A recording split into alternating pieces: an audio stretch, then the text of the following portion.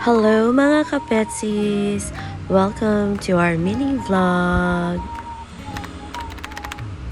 Yun nga, so aalis kami at pupunta kami sa aking papa at kay Shani. Ayan, pinuksan ko yung palike ni Mayora. Super liwanag naman daw. Ang sabi na sa ako dyan, mag-alsa balutan na daw kami. Ayan, sinama namin si Dark King Kong kasi ayaw niya magpaiwan. So, tumakas siya. Nung binuksan namin yung gate, kumaripas na siya ng takbo. Ganyan yan eh. Ayaw nagpapaiwan eh. Pero okay na din para ma-exercise siya kasi mataba na rin siya. Parang kami. Charis. So, ayan, takbo-takbo siya. Yan. Yun nga lang, natatakot kami kasi nga wala siyang tali. So, kapag may dumadaan na sasakyan, baka masagasahan siya. Pero good thing naman yung mga nandito sa subdivision namin ng mga sasakyan. Hindi naman sila mabilis magpatakbo. At humihinto talaga sila pag may nakita silang pet. Kasi pet friendly kami. Char! Ito, ayan. Alam niya kung saan yung kila Papa. Tingnan nyo, nauuna pa siya sa amin. Yung buntot niya, oh. Alam niya na, tingnan mo. Pansinin niyo, mauuna siya sa amin. 'Di ba?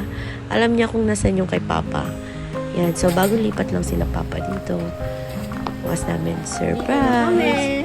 Ay, sabi ni Shani. Ay, sino yan? Si Darky. So, ito, yung mga asa ng aking mga kapatid ay majujulit. Maliliit pala, hindi majujulit. So, ayun yung ukoy. Yummy. Puntahan natin si Harold. So, eto kasi ano to eh. Lagi itong nasa computer niya. Sabi ko dyan, Harold!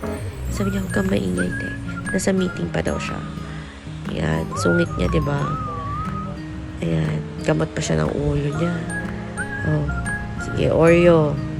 Ihe. Buti naka-pampers. Kundi naihian na naman. Ayan. Sabi ko dyan sa kanya, bababa na kami at kakain na maya-maya. Oo daw. Ayan. Ito yung mga si Oreo. Baba muna tayo. Ito naman si Botchog. Poink, poink, poink. Tataba din eh. Tatawa lahat sila eh. So, nag-wait kami. Nagluluto pa si Shani. Ayun, ang hotdog. Siya ang salarin. Yung hotdog na titikman ni Harold, kinain niya. Pati si Papa. Silang dalawang salarin.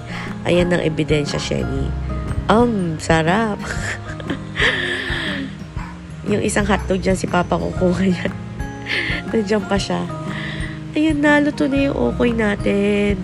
Yummy. Ang taga-tagan to. Gusto ko na, natatakam na talaga ako.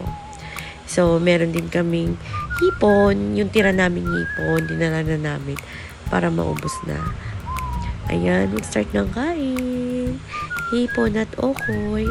Meron pa si Papa Linuto. Hindi ko na videohan. Kasi kumakain na kami. Yan yung sotang ko na may corned beef. O, diba?